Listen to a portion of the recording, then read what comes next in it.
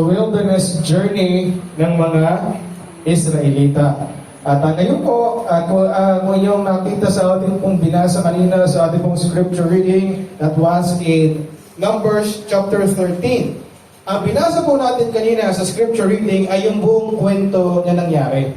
Okay, yun po yung kwento mismo na pangyayari nung sila po ay nagpadala ng mga spies sa Canaan or sa Promised Land upang silipin kung ano ba ang meron po doon. Okay?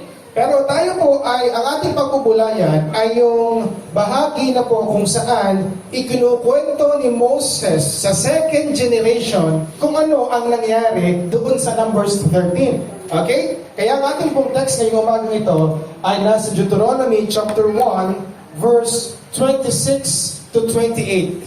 Ano po? Deuteronomy chapter 1 verse 26 to 28. Kasunod po niya ng 28. Basahin ko muna po. Sa bahaging ito, ikinukwento ni Moses sa second generation ng Israelites. Ano ang nangyari sa Numbers 13? Verse 26. Notwithstanding, you would not go up, but rebelled against the commandment of the Lord your God. And ye murmured in your tents and said, because the Lord hated us, He hath brought us forth out of the land of Egypt to deliver us unto the hand of the Amorites to destroy us. Verse 28, whither shall we go up? Our brethren have discouraged our hearts, saying, the people is greater and taller than we. The cities are great and walled up to heaven. Ang tataas ng mga buildings nila, ng mga walls nila, ng mga fortresses nila. And moreover, we have seen the sons of Anakims or Anak there. Yung mga lahi po ng mga giants. So yan po mga kapatid, kinuwento ni Moses ang nangyari sa Numbers 13. Nagreklamo yung unang generation with that. Ngayon mga kapatid, dito iikot ang ating pag-aaral sa tanong na ito. Pagdating nila ng Promised Land, akala nila, blessing na yon. Nandun na yung pangako. Pero pagdating doon, bakit may mga higante? Are the giants really necessary? Let's pray. Our Lord, Heavenly Father, we thank you so much for this wonderful day. Salamat po, Panginoon, sa pribilehiyo muli na makapagbulay ng iyong salita. At may pangaral po ito, Panginoon. Salamat po. Tulungan niyo po yung lingkod. Kailan pong maluwalhati. At ang iyong banal na Espiritu lang po ang manguna sa bawat isa po sa amin. Ito po isama dalangin namin. In Jesus' name. Amen. And amen. Okay, are the giants really necessary? This is the third part po ng ating pong Wilderness Journey series. And I hope marami na po tayong natutunan sa mga pasaway na Israelitang ito. Okay? On our first lesson, we focus on the wisdom in the wilderness. The second part naman, ay saan tayo nag-focus? Sa mga murmurings and miracles. Okay? At ngayon, tayo po ay nasa border na ng Promised Land. Okay? At ang bibigyan pansin natin ay kung ano ang nakita na lang meron sa Canaan bukod doon sa promise na bayan. Okay? Na flowing with milk and honey. Okay? Let's start with the promise of God to Abraham. Nagsimula po ito sa Genesis chapter 12 verse 1. Nung tinawag po ng Panginoon si Abraham, ano po? Papunta sa isang lugar na ibibigay sa kanya ng Panginoon. Now the Lord said unto Abraham, get thee out of thy country and from thy kindred and from thy father's house unto a land that I will shew thee. Kaya po siya, isa sa mga dahilan kung bakit siya tinawag na Father of Faith, mababasa niyan sa Hebrews chapter 12 yata ito, o chapter 11, kung saan sinabi po ng writer doon, by faith, Abraham go to a land kahit hindi niya alam kung nasa saan yun o kung saan siya pupunta. Okay? So yun po, by faith, Abraham followed God. Okay? At doon nga po yan sa land na ibinigay sa kanya, which is Canaan. Now, kung yung tanda, ang last part po ng Genesis, okay? Ang last part po ng Genesis, mga kapatid, Ano po, ang mga anak po ni Jacob na binago po ng Diyos ang pangalan, naging Israel po ang pangalan niya, okay? Kaya po sila nauwi sa Egypt is because si Joseph po ay ipinagmili ng kanyang mga kapatid. Okay? Short summary, para at least may idea po tayo, okay? Kung bakit nasa promised land, nawala, tapos babalik ulit. Short summary, mga kapatid. So yun nga po, Abraham, God called him, at sabi sa kanya, gagawin kitang great nation. Okay? Pero isa sa mga pangako sa kanya, paano siya magiging great nation, ay siya ay matanda na, at saka po si Sarai. Okay? So bibigyan sila ng anak. Okay? At isa sa mga anak na yon ay sino yung anak niya?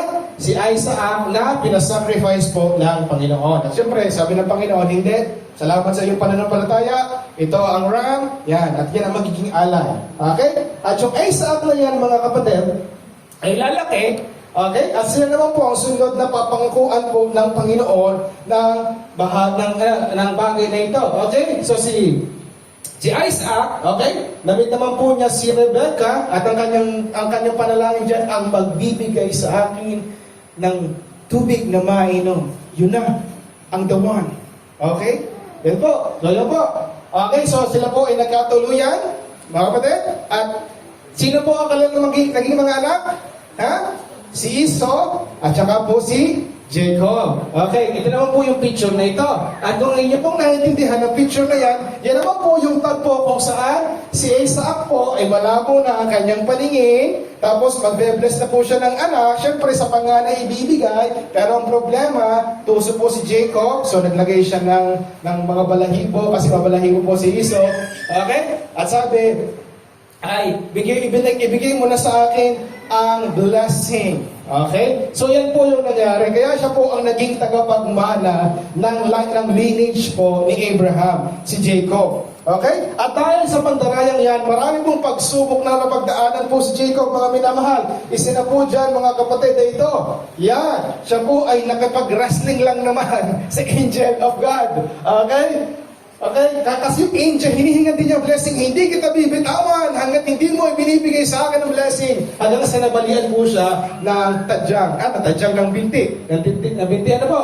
So yan. At bukod pa po sa bahagi niya na maraming pagsubok sa kanyang buhay, ito pa ang nangyari. Okay? Sino nga kanya nagustuhang babae? Sino gusto niyo babae? Si Rachel. Okay? Pero sabi ng tatay, bago mo kunin nagtrabaho muna ng 7 years na nga ba yun? 7 years nga, ano?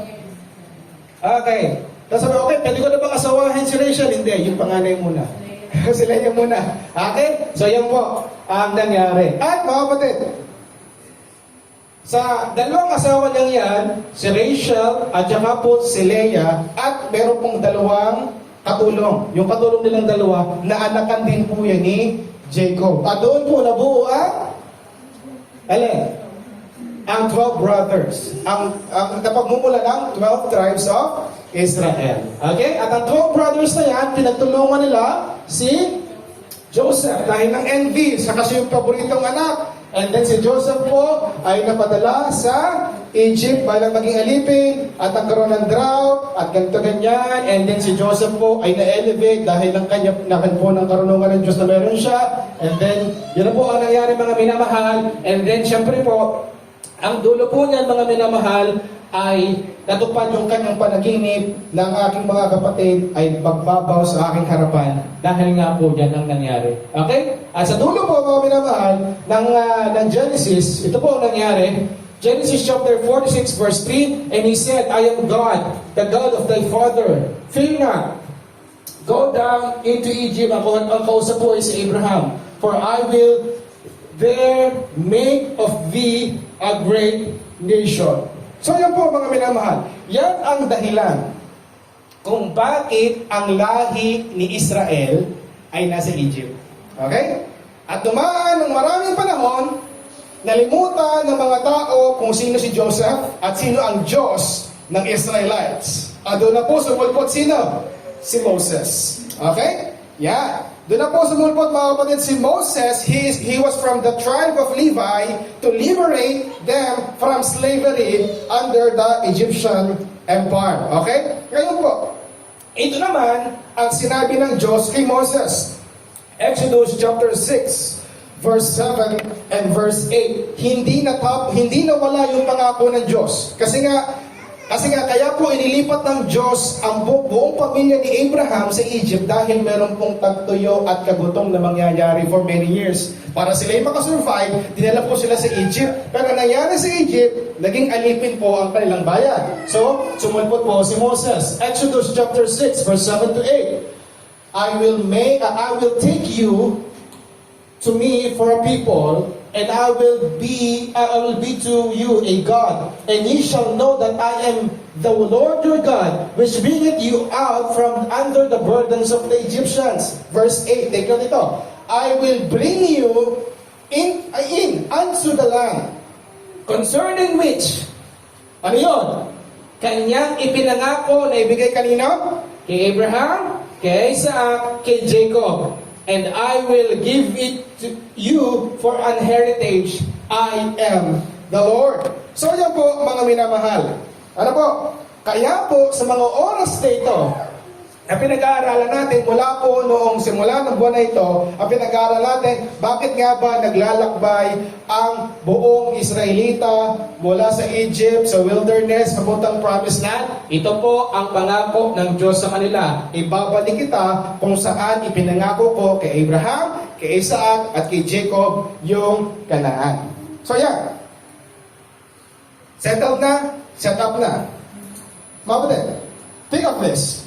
I could just imagine ang unang generation ng mga Israelita na pinalaya mula sa pagkaalipin ng Egypt.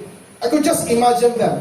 After nila marinig na may manang lupa, may manang bayan para sa kanilang lahat. After na sila'y alipinin, after na sila'y pahirapan, after na tingin sa kanilang maliliit na mga tao, maliliit na lahi, may pangako pala ang Diyos na bansa para sa kanila at yun ay yung promised land. Napakalinaw ng pangako, ibibigay sa kanilang mana. Maybe may mga excited, may mga skeptic, o kung ano man. Okay? Pero kamangha-mangha niyan, ang pangako ng Diyos actually ay ganito ang pangako. Verse 8 ng Exodus chapter 3, For I am come down to deliver them out of the land of the Egyptians, to bring them up out of the land, and to the good land and large, magandang lupa, magandang lugar, at malaki, and to a land flowing with milk and honey. Mga kapatid, ano po bang ibig sabihin niyan? Yan po ay isang metaphor na ibig sabihin ang lugar na yon ay with abundance and with prosperity. Ano po? So sabihin, maganda at mayamang bayan yung aking paglalagyan sa mga taong yan. Okay?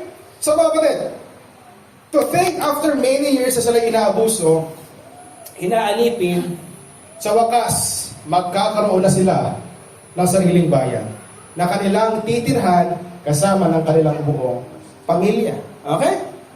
Though maraming obstacles na napagdaanan, mga murmurings na naganap, na napag-aralan na natin, still, nakarating na sila sa border ng pinangako ng Diyos. Okay? At ito nga po yung kwento, Deuteronomy chapter 1, verse 22 to 23.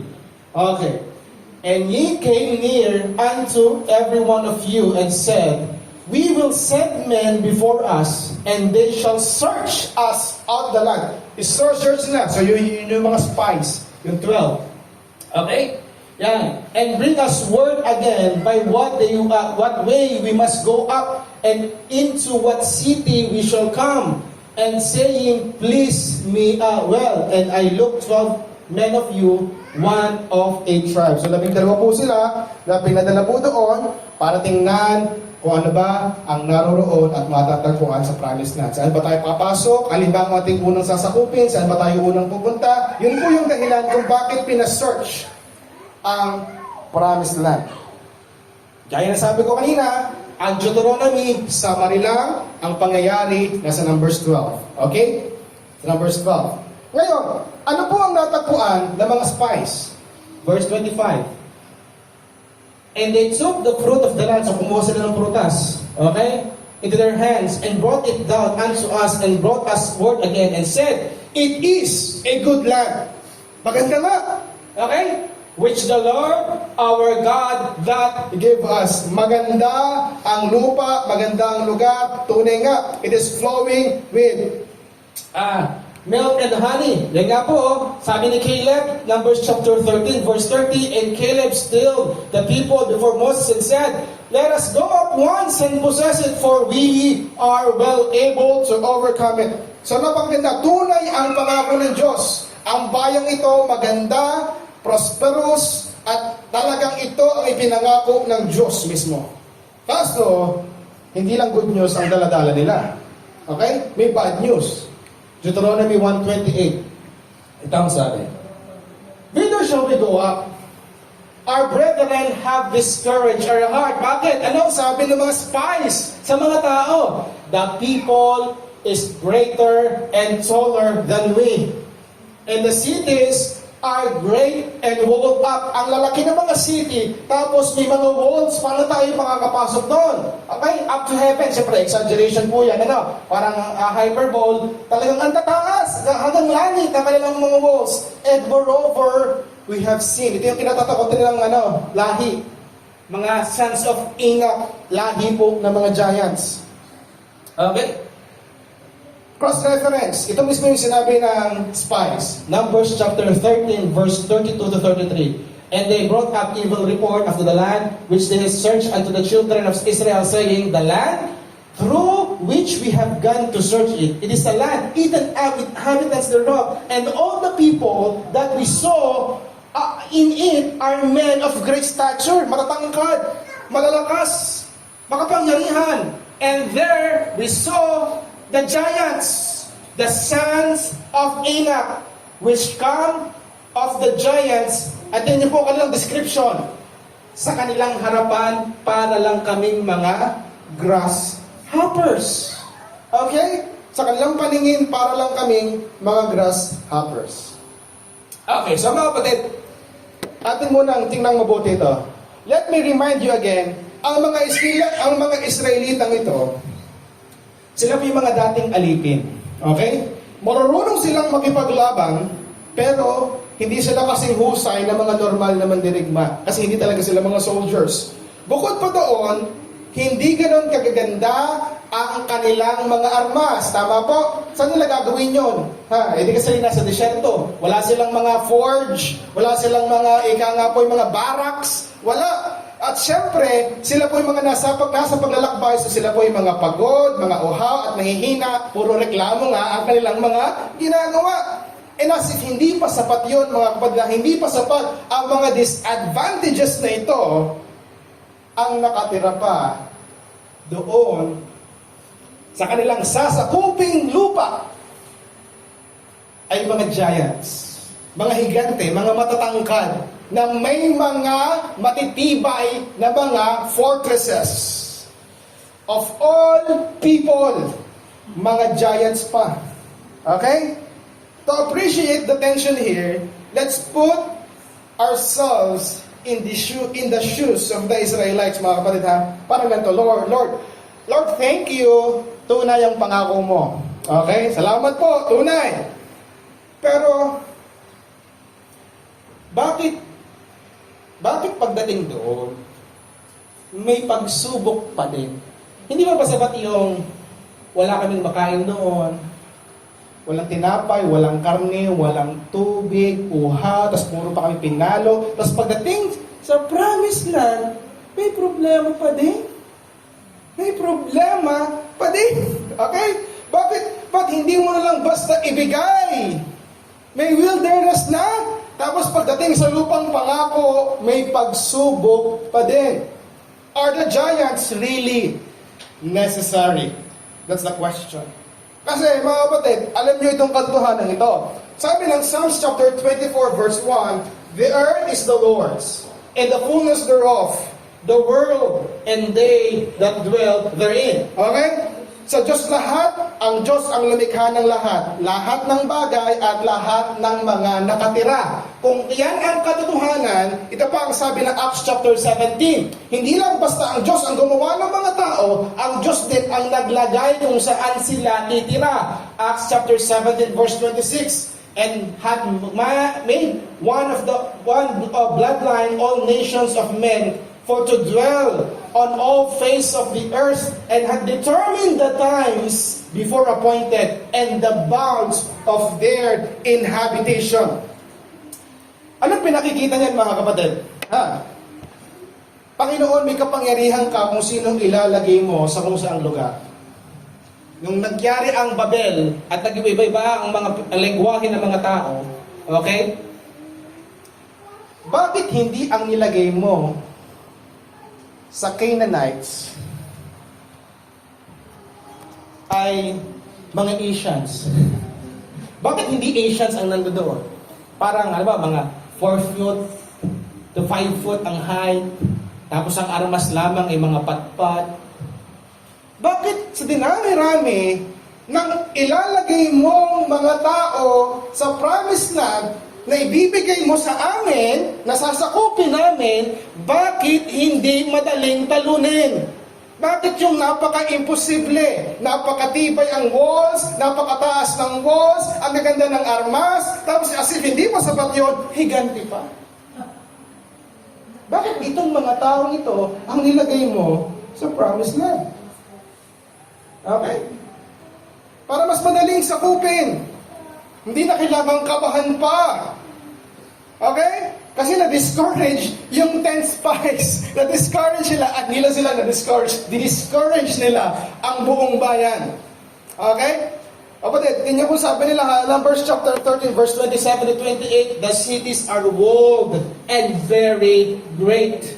Okay? Yan. Sa dinami-dami ng pwedeng tumira sa lugar na kanilang pupuntahan, bakit mga giants pa?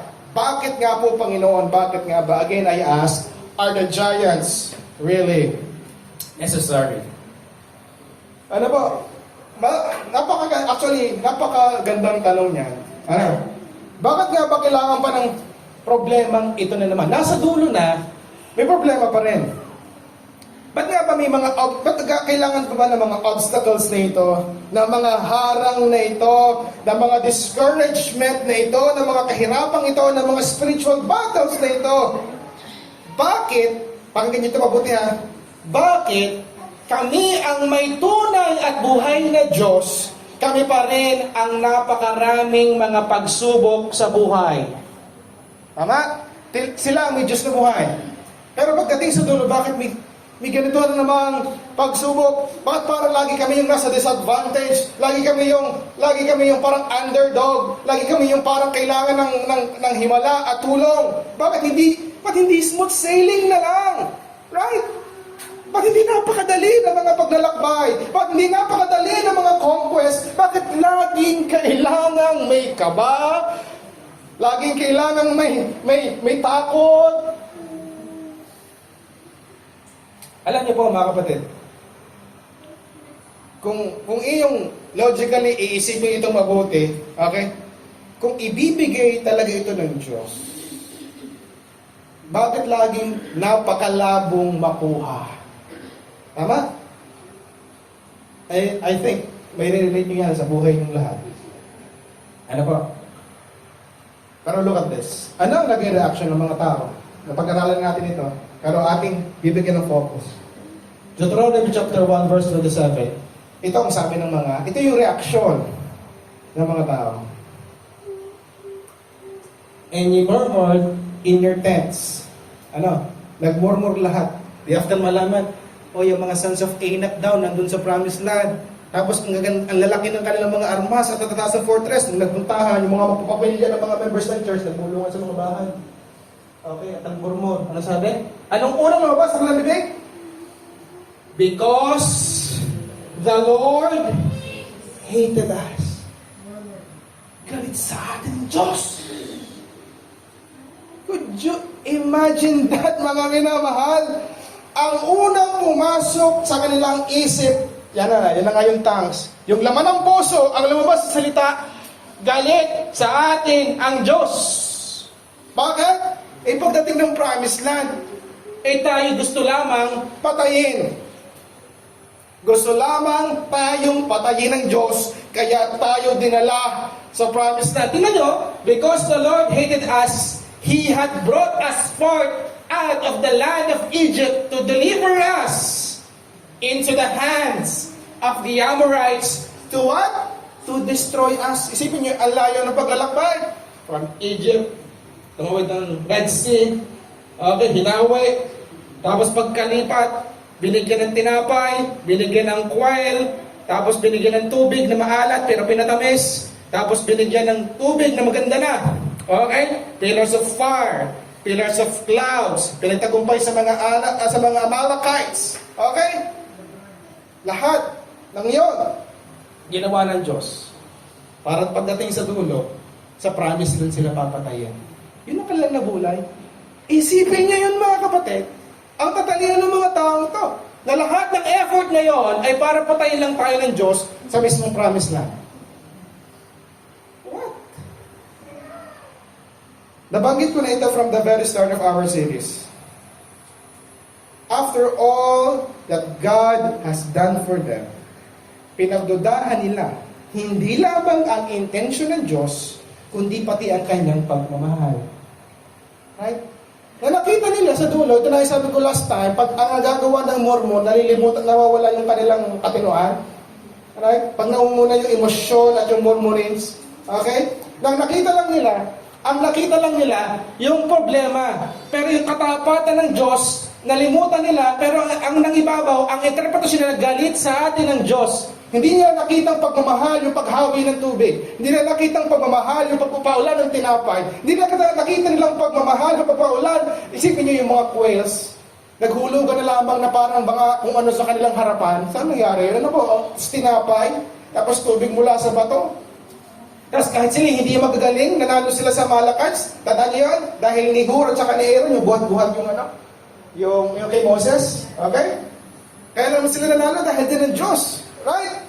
Look at this. These are the miraculous works that God has done for the Israelites. Mula pa sa Egypt, 10 plagues from Egypt, Exodus chapter 7 verse 11. Pillars of cloud and fire, Exodus chapter 13. Parting of the Red Sea, Exodus 14. Bitter water made sweet, Exodus 15. Manna, bread from heaven, Exodus 16. Meat from quails, Exodus 16. Water from the rock, Exodus 17. Victory over the Amalekites, Exodus 17. Healing from the snake bites, Numbers chapter 21.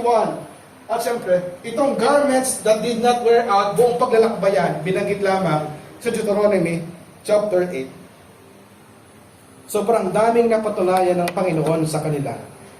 Sa dinami-dami ng mga kababalaghan, ng mga kapangyarihan, at katapatan ng Diyos, dahil lamang sa panibago at mas mahirap na obstacle, ang bulay nila sa lahat ng effort ng Diyos, hindi niya tayo mahal.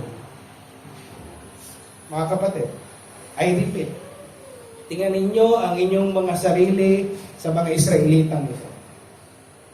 Okay? Dahil lamang may problema na naman sa kanilang harapan. Ang bulay nila, hindi kami mahal ng Diyos. He hated us. Anong klaseng pag-iisip yan mga kapatid? You might ask, Pastor, mali ba talaga ang mga tuwiran or magmaktol sa Diyos? Well, ang sagot po dyan syempre ay yes. Pero mga kapatid, actually may tamang paraan. Apo, may tamang paraan ng pagmamaktol. What do I mean? If you have read the Psalms, hindi na ako magbasa ng Psalms, you will read many psalmists. Okay? Na talaga namang mahuhusay yung mga tuwiran. Magreklamo sa Diyos sa mga pinagdadaanan nila sa buhay. At alam niyo kung sino pinaka-valedictoria nila? Si David. Okay? Mga panalita niya, hanggang kailan, O Diyos? Nasaan ang iyong mukha, Panginoon? Ikaw ba, ako ba ay iyong iiwan? Hindi mo na ba ako haharapin? Yun po ang mga reklamo ni David. Pero nyo mga kapatid, mga minamahal, ang kamangha-mangha, wala kang mababasang sulat ni David na pinagdudahan niya ang Diyos. Okay? Na ayaw na niya sa Diyos. O galit na din siya sa Diyos. No! Kapatid, sa lahat ng mga depressing at mga makabagbag damdaming sounds ni David, punong-puno ito lahat ng paghingi ng tawad, pagmamakaawa at lubos na kababaan sa harapan ng Diyos. Yes, kahit sa kabila ng pagrereklamo niya at mga paghanap ng presensya at paggawa ng Diyos, si David ay nanatiling humble sa kanyang harapan. Do you know why? Kasi naunawaan niya ang katotohanan ito. Mga kapatid, ito isang magandang bagay na dapat ikintilyo din sa inyong mga isip. Ano yun? Ito ang isa sa mga sulat ni David. Look at this. When I consider the heavens, the works of thy fingers, the moon, the stars, which thou hast ordained. Pag binubulay ko, Panginoon, ang araw, bituin, gawa ito ng mga daliri mo. Israel, ganun ka kalaki, ganun ka kahusay, ganun ka makapangyarihan. Anong implication nito sa kanya? Verse 4.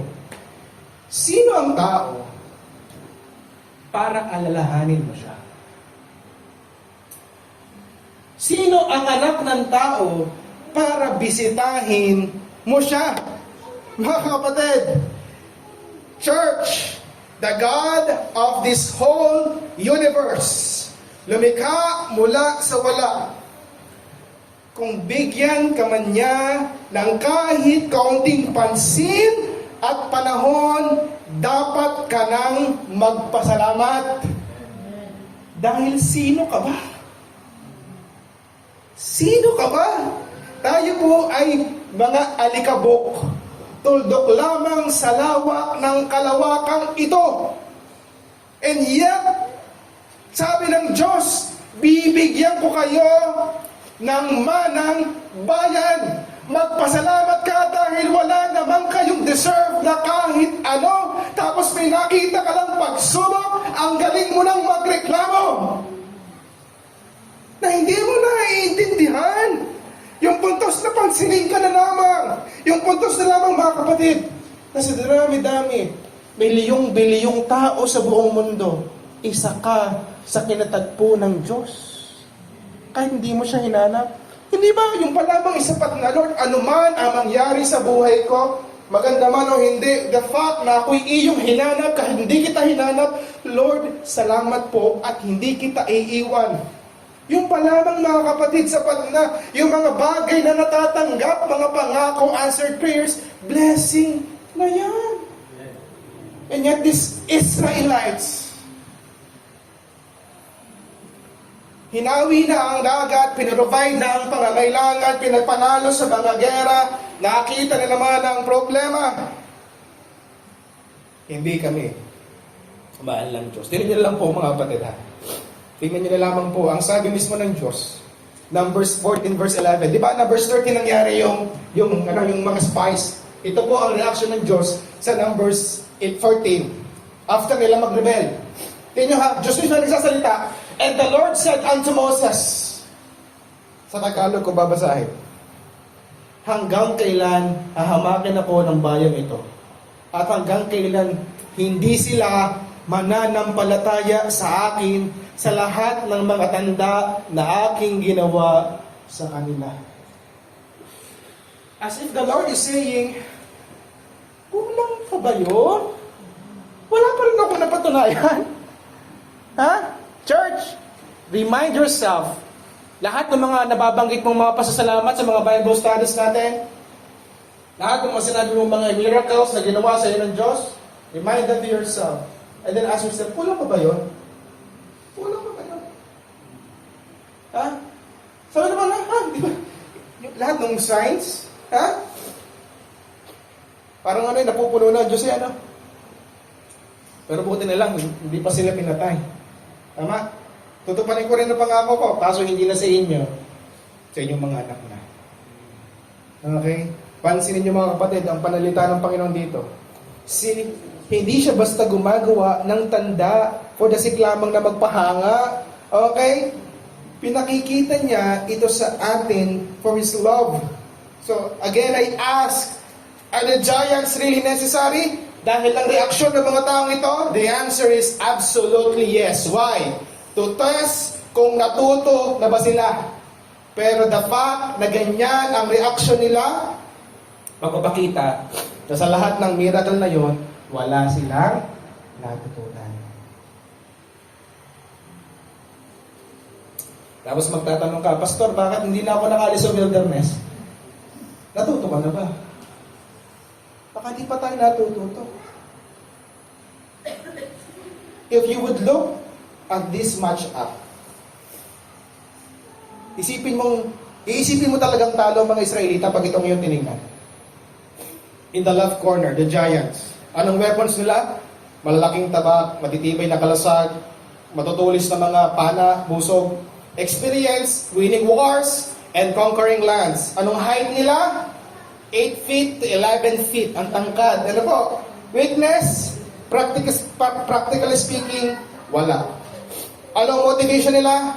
To stay supreme in the land of Canaan. Okay? That's it. In the right corner, Israelites. Anong kanilang weapons? Tabak, handmade.